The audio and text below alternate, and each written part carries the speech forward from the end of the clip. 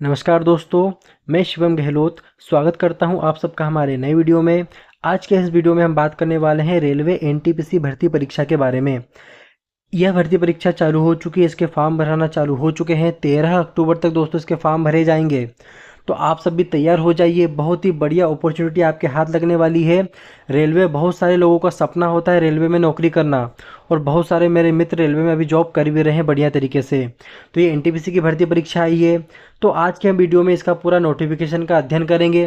पूरी इसके बारे में मैं आपको बात बताऊंगा कि किस जोन से फॉर्म भरना आपके लिए फ़ायदेमंद होगा, कौन सी पोस्ट बहुत अच्छी होती है, सबका पे लेवल क्या है, मेडिकल स्टैंडर्ड क्या है, आयु सीमा क्या है। हर पोस्ट का अपना अलग अलग सिलेबस होता है, किसका सिलेबस आसान है, किसका सिलेबस कठिन है, और किस विषय में आपको ज़्यादा समय देना है। रेलवे पास करने का मंत्र भी आपको आज बताने वाला हूँ, तो बने रहिएगा अंत तक। और रेलवे भर्ती परीक्षा के बारे में संपूर्ण जानकारी के लिए इस चैनल को सब्सक्राइब जरूर कर लेना। इस चैनल के माध्यम से आपको सारी जानकारियाँ दोस्तों समय पर मिलती रहेगी।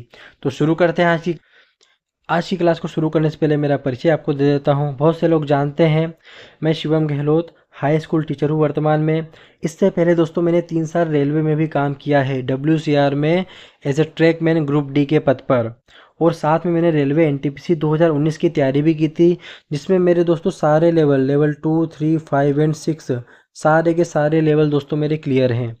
लेवल 6 का साइको भी मेरा क्लियर था। मैंने मुंबई जोन से फॉर्म भरा था। तो इसीलिए मैं आपको ये गाइडेंस करूंगा कि आपको किस जोन से फॉर्म भरना है और तैयारी कैसे करना है। मेन चीज़ तो ये है, सारी रणनीति धरी की धरी रह जाएगी अगर हमारी तैयारी सही तरीके से नहीं होगी। तो सभी चीज़ों पर हमको फोकस करना है, ठीक है। तैयारी की सही दिशा भी बताऊंगा, ठीक है। मार्केट में सारी बुक्स अवेलेबल है, कोई हमको नई जगह से नहीं करना है, लेकिन तरीका हमारा क्या हो जिससे हम कम समय में ज़्यादा से ज़्यादा तैयारी कर सकें। वर्तमान में दोस्तों मैं टीचर हूँ। उस समय मेरे लेवल 6 और लेवल 5 दोनों के ज्वाइनिंग लेटर आ चुके थे। सीनियर सीसीटीसी का ज्वाइनिंग लेटर मेरे चैनल पर यूट्यूब पर रखा हुआ है अभी भी। पर मुझे पढ़ाना अच्छा लगता है, टीचिंग मेरा पेशा है, मुझे बहुत अच्छा लगता है पढ़ाना, इसलिए मैंने टीचर बनना चूज़ किया उसमें, ठीक है। मैं रेलवे में नहीं गया, लेकिन मेरे बहुत सारे दोस्त उस समय जो मेरे कॉलेज में साथ थे, वो आज भी रेलवे में जॉब कर रहे हैं मुंबई। जो कितनी वैकेंसीज इसमें आई है, ठीक है, पूरा इसका विस्तार से अध्ययन करेंगे। इंस्ट्रक्शन क्या है, कितनी वैकेंसीज आई है, मेडिकल स्टैंडर्ड क्या होने चाहिए आपके इसके लिए, एज लिमिट क्या होनी चाहिए आपके इसके लिए, एजुकेशन क्वालिफिकेशन, फीस कितनी लगेगी, और किन किन व्यक्तियों को कौन कौन से आरक्षण प्राप्त है। ये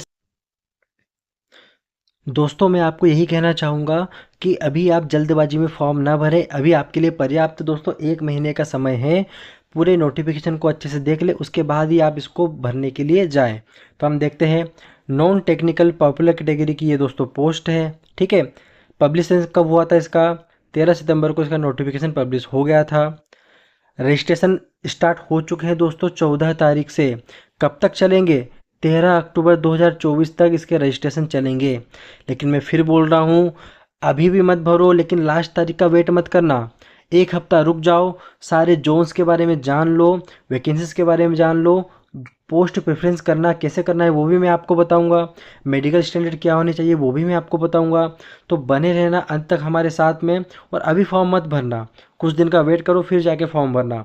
अगर आपसे फॉर्म में कुछ गलती हो गई है, तो 16 अक्टूबर से लेकर दोस्तों 25 अक्टूबर तक ये आपको 10 दिन का समय मिलेगा करेक्शन करने के लिए, ठीक है। अगर आपसे कोई जानकारी गलत भरा गई है तो आप उसमें मॉडिफिकेशन कर सकते हैं।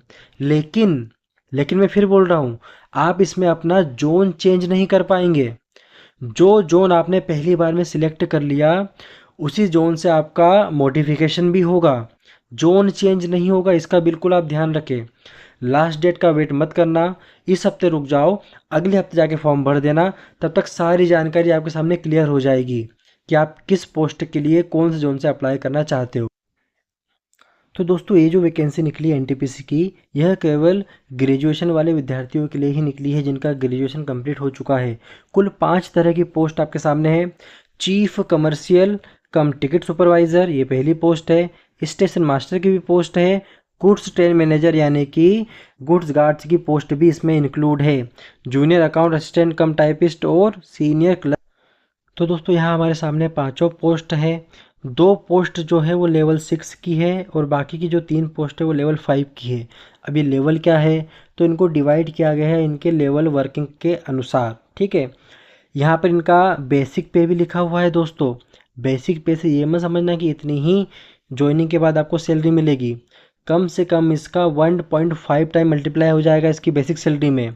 अभी तो ये बेसिक है, इसमें डीए लगेगा, टीए लगेगा, नाइट ड्यूटी अलाउंस लगेगा, दुनिया भर के जो भी अलाउंस आप करोगे, अगर कहीं बाहर ड्यूटी करने जाओगे, नाइट में जाओगे, तो वो अलाउंस भी इसमें जुड़ जाएंगे। इसके बाद जो फाइनल सैलरी होगी वो इससे कहीं ज़्यादा बढ़ के मिलेगी। यहाँ पर इन सब की एज भी क्लेरिफाई की हुई है कि कितनी कितनी एज तक के विद्यार्थी इसमें अप्लाई कर सकते हैं। ठीक, और इनकी टोटल पोस्ट भी बताई गई है।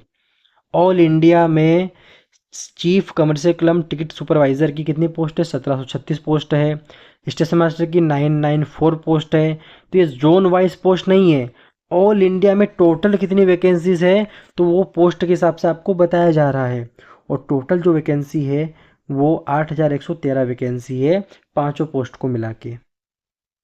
ये बात की जा रही है कि आपको 13 अक्टूबर 2024 से पहले पहले एनटीपीसी के फॉर्म के लिए अप्लाई कर देना है, पोस्ट के लिए अप्लाई कर देना है, उसके बाद अप्लाई नहीं होंगे।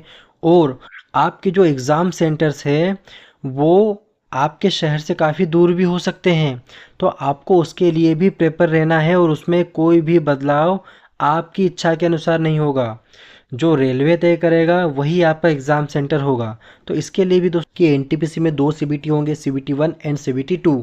सीबीटी 1 जो रहेगा वो क्वालिफाइंग नेचर का होगा, ठीक है, उसको आपको केवल क्वालिफाई करना है। जो आपकी मेरिट लिस्ट बनेगी वो आपकी सीबीटी 2 से बनेगी, सेकंड स्टेज से बनेगी, पर लेकिन उसमें ये 15 टाइम्स विद्यार्थियों को ही अलाउ करेंगे। मान लो 10 वैकेंसी है तो 150 विद्यार्थी उसमें जा पाएंगे सीबीटी 1 के बाद सीबीटी 2 में।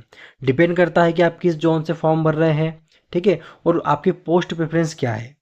अगर मान लो 100 वैकेंसी है तो 1500 विद्यार्थी सेकंड स्टेज में जा पाएंगे। मतलब जितनी भी वैकेंसी है उस जोन में उसका 15 टाइम से ही ये स्टूडेंट को लेंगे, उससे ज़्यादा नहीं लेंगे। सीबीटी 2 की बात कर रहा हूँ। और उसके बाद अगर आप क्वालिफाइंग कर जाते हैं, मतलब सीबीटी 2 को भी पास कर जाते हैं, तो जो आपका अगला स्टेज होगा या तो सीबीएटी हो गया, कंप्यूटर बेस्ड एप्टीट्यूड टेस्ट, किसके लिए? स्टेशन मास्टर और गुड्स गार्ड्स के लिए। या तो जो टाइपिंग टेस्ट होंगे कमर्शियल पोस्ट के लिए, तो उसमें वो 8 गुना विद्यार्थियों को बुलाते हैं, ठीक है, वहाँ 15 गुना नहीं बुलाते, वहाँ पे कितना बुलाते हैं? 8 गुना विद्यार्थियों को बुलाते हैं। तो मैं आपको सजेस्ट करूँगा कि आप टाइपिंग वाली पोस्ट पहले भरना, ताकि बैठे बैठे का काम रहेगा, सिस्टम पे काम करना पड़ेगा, और टाइपिंग की प्रैक्टिस भी अभी शुरू कर देना। एप्टीट्यूड टेस्ट से थोड़ा आसान होता है टाइपिंग टेस्ट, ठीक है। अब यहाँ पे बात की जा रही है नेगेटिव मार्किंग की, तो 1/3 हम जानते हैं कि हमेशा रेलवे का रहा है कि 1/3 नेगेटिव मार्किंग इसमें होती ही है। पर अलग अलग कैटेगरी की पोस्टों के लिए अलग अलग मेडिकल स्टैंडर्ड भी निर्धारित किए गए हैं कि A2 मेडिकल कैटेगरी, जिस पोस्ट के लिए ये A2 मेडिकल कैटेगरी आपको चाहिए उसके लिए आपको फिजिकली तौर पर तो फिट होना है, डिस्टेंस विजन आपका 6/9 होना चाहिए। अलग अलग पोस्ट के लिए अलग अलग मेडिकल स्टैंडर्ड है, तो आप पहले ये भी चेक कर लेना कि आप फिजिकली तौर पर फिट हो या नहीं इस पोस्ट के लिए, तब उसको ऊपर प्रेफर करना, वरना बाद में दिक्कत भी जाती है इसके लिए। चलिए, उम्र सीमा में छूट की बात करें तो जैसा कि पहले देखा गया है वही छूट अभी भी विभिन्न कास्टों को मिल रही है। यहाँ पर केवल जनरल वाले यूआर कैटेगरी वाले विद्यार्थियों के लिए 33 साल की जगह 36 ईयर्स उनकी एज को कर दिया गया है, 3 साल उसको बढ़ा दिया गया है। जैसा कि आप देख पा रहे हैं हमारे सामने, ओबीसी को यहाँ पर वही 3 साल की छूट है, SC ST को 5 साल की छूट है, और जो एक्स सर्विसमैन है उसमें भी कैटेगरी वाइज सबको आयु में छूट प्रदान की गई है। तो आप जिस भी कैटेगरी के विद्यार्थी हैं इसको पूरा पढ़ के जाइएगा, आपके पास इस उम्र सीमा तक एनटीपीसी आपको मौका देता है। CBT 1 एग्ज़ाम देंगे तो उसके बाद 400 रुपये जिस भी अकाउंट से आपने आवेदन किया है, अमाउंट पे किया है, उसी अकाउंट में वापस रिफंड हो जाएगा 400 रुपये, ठीक है। और अगर आप यूआर को छोड़कर अन्य कोई कैटेगरी के हैं, मान लो SC ST, एक सर्विसमैन, माइनॉरिटी कम्युनिटी से आते हैं आप, तो आपकी फ़ीस लगेगी 250 रुपये। और अगर आपने CBT 1 का एग्ज़ाम दिया रेलवे एनटीपीसी का, तो वो पूरे के पूरे दोस्तों 250 रुपये आपको रिफ़ंड आपके उसी बैंक अकाउंट में कर दिए जाएंगे। अब यहाँ पे सावधानी ये रखना कि अगर आप ऑनलाइन वाले के पास फॉर्म भरने के लिए जा रहे हैं तो अकाउंट नंबर अपना वहाँ पे मेंशन करें, अपने ही अकाउंट से इस फॉर्म में अमाउंट पे करें, तभी उस अकाउंट में आपको रिफंड कर दिया जाएगा अगर आप CBT 1 देते हो तो। उसके बाद और अगर आपने CBT 1 नहीं दिया तो आपको पैसा भी रिफंड नहीं किया जाएगा। क्यों किया जाएगा? आपने केवल फॉर्म भर दिया, एग्ज़ाम देने गए नहीं, कैसे वो आपको पैसा वापस कर देगा? इतनी तैयारी करी उसने, इतने कॉलेज अलॉट किए, इतना स्टाफ को लगाया, और आपने केवल फॉर्म भर के फॉर्म परीक्षा देने ही नहीं गए, तो ये थोड़ी गलत बात हो जाती है। रेलवे की तरफ से ऐसा मानता है रेलवे। तो आप फॉर्म भरिए, CBT 1 देने जाइए, आपको पैसा रिफंड भी कर दिया जाएगा और बढ़िया तैयारी की करके जाइए। अब सबसे महत्वपूर्ण बात, हमने सब तो देख लिया कि कहाँ से फॉर्म भरे, कैसे फॉर्म भरे, कितनी फीस लग रही है, पर भैया पढ़ाई भी तो करना पड़ेगी। तो सिलेबस आपके सामने है CBT 1 का। ऑलमोस्ट दोनों CBT का सिलेबस सेम है, बस क्वेश्चन के मार्क्स में अंतर आ जाएगा।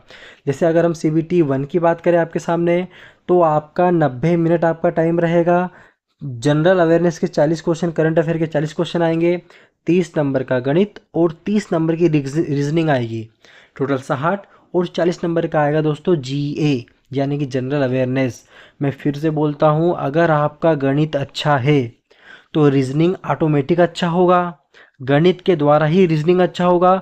और अगर आप ऐसे स्टूडेंट हैं कि आपका गणित अच्छा है तो जनरल अवेयरनेस तो आप पढ़ ही पाएंगे ना, उसको तो खाली पढ़ना है। तो सारा मटेरियल मैं आपको दूंगा, रास्ता मैं बताऊंगा, रास्ते पे चलने की जिम्मेदारी आपकी होना चाहिए। पूरा रास्ता बताऊंगा, कहीं भटकने की आवश्यकता नहीं है। सारा स्टडी मटेरियल मैं आपको बताऊंगा, वो आप पढ़ लीजिएगा, उसमें थोड़ी मेहनत और इंक्लूड कर दीजिएगा, आपका सिलेक्शन की गारंटी लेता हूँ पूरे तरीके से। 90 मिनट टाइम रहेगा, क्वेश्चन रहेंगे 100। तो कम समय में ज़्यादा क्वेश्चन सही करके आना है, क्योंकि नेगेटिव मार्किंग भी इसमें है। ठीक है दोस्तों, ये आपके सभी विषयों का सिलेबस आपके सामने है। 30 का गणित, 30 की रीजनिंग और 40 का GA टॉपिक्स आप देख लेना। इस पे मेरा अलग से वीडियो आएगा कि आपको किस किस स्टडी मटेरियल से इन विषयों की तैयारी करना है। अभी आप इनको गौर से देख लीजिए। मेन खेल है गणित और रीजनिंग का। करंट अफेयर तो कोई भी पढ़ लेगा, सही सोर्सेज आपको पता होने चाहिए, तो आप इसकी बेहतर से तैयारी कर पाएंगे। इसको अपन अलग से एक वीडियो में देखेंगे। दोस्तों पिछ दोस्तों NTPC 2019 और NTPC 2024 में मुख्य अंतर तो मैं आपको ये बता सकता हूँ कि जहाँ पर पिछली बार जो सेकंड स्टेज हुआ था मेंस, मतलब उसमें लेवल वाइज पेपर हुए थे। लेवल 2 का अलग, लेवल 3 का अलग, लेवल 5 का अलग और लेवल 6 का अलग। पर दोस्तों यहाँ पे मेंशन किया हुआ है कि अभी जो पोस्टें निकली है लेवल 5 और लेवल 6 की, इनके लिए कॉमन पेपर होगा लेवल 5 और लेवल 6 की पोस्ट के लिए। तो पिछली बार से काफ़ी ज़्यादा हद तक ये इसमें अंतर है। पर पिछली बार से एक इसमें थोड़ी सी मिस्टेक भी मैं आपको इसको कह सकता हूँ कि जहाँ पर अगर मान लो कोई विद्यार्थी है, उसका लेवल 5 भी क्लियर है, लेवल 6 भी क्लियर, जैसे मेरा क्लियर था, तो मैंने मेंस में मैंने लेवल 6 का पेपर भी दिया था और मैंने लेवल 5 का पेपर भी दिया था। तो मेरे पास 2 मौके थे। पर यहाँ पर मेरे पास केवल एक ही मौका है। अगर मेरे सारे लेवल भी क्लियर है तो भी तो मैं मेंस में एक ही पेपर दूंगा, लेवल 5 और लेवल 6 की बात करें तो यहाँ पर मौका एक कम हो चुका है। ठीक है, इस बात को भी आप ध्यान रखें। और आपको क्या ध्यान रखना है? नॉर्मलाइजेशन होगा, बिल्कुल होगा। अगर पेपर एक से ज़्यादा शिफ्ट में होंगे तो नॉर्मलाइजेशन भी होगा। ठीक है, उसमें नंबरों को नॉर्मलाइज किया जाएगा शिफ्ट की टफनेस के आधार पर। तो इसकी भी आप ध्यान रखें। 99% मेहनत और 1% लक, इसके बारे में भी हम अलग से वीडियो बनाएंगे। किस तरीके से नॉर्मलाइजेशन होता है उसके बारे में पूरी एक डिटेल वीडियो आपके सामने आने वाली है। चैनल से जुड़े रहिएगा और रेलवे NTPC की सारी अपडेट्स पाते रहिएगा। स्टेज 2 की अगर हम बात करें तो यहाँ पर आपको 90 मिनट में 120 क्वेश्चंस को कवर करना है। केवल यही एकमात्र अंतर है स्टेज 1 और स्टेज 2 में। दोनों का सिलेबस भी सेम है। क्वेश्चंस का लेवल आपको थोड़ा हाई मिलेगा, कि ऑफ कोर्स मेंस एग्जाम है तो लेवल तो आपको हाई मिलेगा ही। नंबर ऑफ क्वेश्चन भी इंक्रीज हो चुके हैं। 120 क्वेश्चन 120 नंबर के, 1/3 नेगेटिव मार्किंग होगी, लेकिन समय उतना ही रहेगा। ये थोड़ा सा टफनेस इसकी बढ़ा दी गई है। ठीक है, और अगर हम बात करें तो स्टेज 1 में तो सब लोग फॉर्म भर सकते हैं, लेकिन जो क्वालिफाई होके जाएंगे स्टेज 2 में तो केवल 15 टाइम्स ही कैंडिडेट्स को बुलाया जाएगा। उनकी वैकेंसी के 15 गुना ही कैंडिडेट्स को बुलाया जाएगा मेंस में। यानी कि स्टेज 2 में CBAT या टाइपिंग टेस्ट की बात करेंगे तो वहाँ पे 8 गुना बुलाते हैं, पर स्टेज 2 में 15 गुना विद्यार्थियों को बुलाया जाता है। तो ये चीज़ ध्यान रखना। जनरल अवेयरनेस 50 नंबर की आएगी, गणित 35 नंबर का और रीजनिंग भी दोस्तों आएगी 35 नंबर की। मैं फिर से आपको मंत्र दे रहा हूँ, मैथ्स अपना अच्छा कर लो, रीजनिंग अपने आप अच्छी हो जाएगी। करंट अफेयर तो खाली पढ़ना ही है हमको, उसके तो 100 साधन हमारे पास है, वो भी बता दूंगा कहाँ से पढ़ना है। वही के वही क्वेश्चन आपको देखने को मिलेंगे परीक्षा में। बस तैयारी थोड़ा मन से करना और जी जान लगा देना इस बार की एनटीपीसी में। अभी तो हम फॉर्म ही भर रहे हैं, अभी फॉर्म मत भरना, थोड़े दिन वेट कर लो। सारी जानकारी दूंगा, सारे जोन्स का एनालिसिस करके कहाँ पर किस पोस्ट की कितनी वैकेंसी है और कौन सा जोन आपके लिए सही रहेगा। आपका होम टाउन भी आप भर सकते हैं, पर वहाँ पे वैकेंसी भी तो अपने को देखना पड़ेगी कि किस पोस्ट के लिए कितनी वैकेंसी निकली है, वो भी मायने रखता है दोस्तों। और सबसे ज़्यादा मायने रखती है हमारी पढ़ाई, जो हमारे हाथों में है। और इस बार हमको हाँ दोस्तों, रेलवे जोन्स की सारी ऑफिशियल साइट्स पे जाके ही आपको फॉर्म अप्लाई करना है। तो ये थी हमारी आज की क्लास। आप जिस भी जोन से अप्लाई करें तो वहाँ की ऑफिशियल साइट पे ही जाके करें, इसका विशेष ध्यान रखें। और आपका सिलेक्शन केवल आपकी पढ़ाई ही करवा सकती है, आपकी मेहनत ही करवा सकती है। मैं फिर से बोल रहा हूँ, सारे लेवल्स क्लियर करके बैठा हूँ यहाँ पर और मैं आपका मार्गदर्शन करूँगा कि आपको कैसे कम समय में अच्छी तैयारी करना है। किसी के बहकावे में मत आना। हम वही चीज़ पढ़ाई करेंगे जो मार्केट में अवेलेबल है, लेकिन सही तरीके से करेंगे। सही तरीके का होना बहुत ज़्यादा ज़रूरी है। तो अभी तो एक हफ्ते का वेट करिए, इस चैनल पर पूरा एनालिसिस किया जाएगा हर चीज़ का, मेडिकल कंडीशंस, आयु और सिलेबस और इसके फेजेस, यानी कि सीबीएटी कैसे होगा, साइको कैसे होगा, टाइपिंग टेस्ट कैसे होता है। तो सारी जान रेलवे जोन्स की सारी ऑफिशियल साइट्स पे जाके ही आपको फॉर्म अप्लाई करना है। तो ये थी हमारी आज की क्लास। आप जिस भी जोन से अप्लाई करें तो वहाँ की ऑफिशियल साइट पे ही जाके करें, इसका विशेष ध्यान रखें। और आपका सिलेक्शन केवल आपकी पढ़ाई ही करवा सकती है, आपकी मेहनत ही करवा सकती है।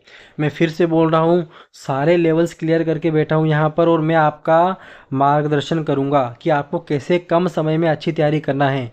किसी के बहकावे में मत आना। हम वही चीज़ पढ़ाई करेंगे जो मार्केट में अवेलेबल है, लेकिन सही तरीके से करेंगे। सही तरीके का होना बहुत ज़्यादा ज़रूरी है। तो अभी तो एक हफ्ते का वेट करिए, इस चैनल पर पूरा एनालिसिस किया जाएगा हर चीज़ का, मेडिकल कंडीशंस, आयु और सिलेबस और इसके फेजेस, यानी कि सीबीएटी कैसे होगा, साइको कैसे होगा, टाइपिंग टेस्ट कैसे होता है। तो सारी जानकारी आपको मिलती